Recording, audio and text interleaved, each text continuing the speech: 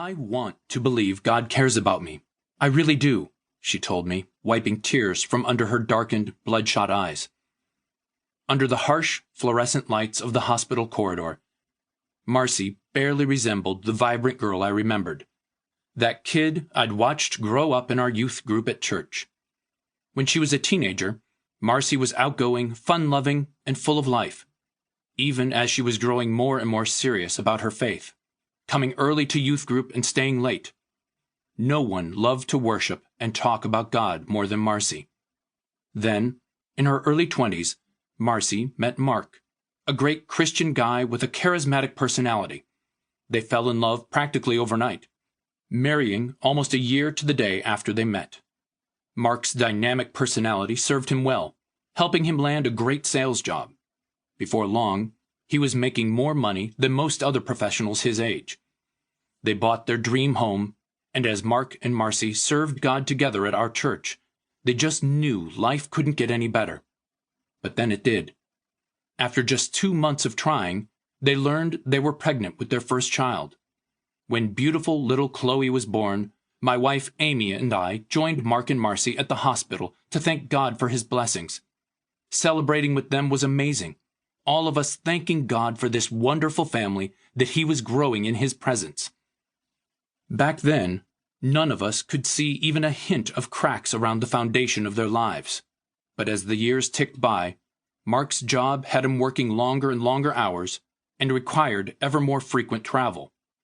Even so, when he came home one day and informed Marcy that he was leaving her for one of her closest friends, she never saw it coming. Devastated, Marcy found herself battling on 2 fronts, coping on the one hand with Mark's betrayal and struggling on the other as a single mom trying to build a new life for herself and Chloe. She took small comfort in thinking that at least things couldn't get any worse. Until they did. Chloe, by then in 5th grade, started rapidly losing weight and feeling tired all the time. When the headaches and dizzy spells began, a series of tests revealed the unthinkable: cancer.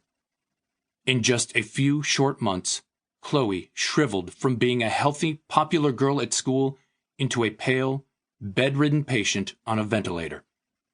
Cancer mercilessly ravaged her already weakened body. Chemo didn't even make a dent. Her doctors decided to shift their focus onto doing all they could to make her last days as comfortable as possible. As I stood there in that bleak hospital hallway, the tireless Marcy I had once known was long gone, swallowed up by this weary, defeated woman. She was beyond exhaustion, past depression, dangerously discouraged. She grasped desperately for anything even remotely resembling that bottomless faith that used to come to her so easily. But her unshakable trust in God was nothing more than a sad memory now. She drew a deep breath, fighting back the sobs. As her forlorn gaze pierced me, it took all the resolve I could muster to remain strong for her. She sighed. I really want to believe that God is with me right now. I want to know that he's good, that he cares. I want that so badly, but... Her voice trailed off. This time, there was no stopping the tears. But Craig, when I see my baby girl wasting away in there, in so much pain, how can I surrender to a God who allows this? And on top of everything else that we've already been through, I want to trust, but I just don't know how. That one little phrase, I want to trust, put down roots in my own heart. Everywhere I look, I see people who understand exactly how Marcy felt in that cold, sterile hospital. So many people want to believe in God's presence and goodness, but they just have too many unanswered questions. Something in them longs to trust in God, to know him, to feel his presence, to sink into his peace, to believe he's there for them, helping them carry their burdens. They want to pray and know that he hears them. They want comfort. They want to know that he's with them, that he'll protect them. Deep down, they hope God is more than just some kind of made-up cosmic figure that gullible people naively trust. They want him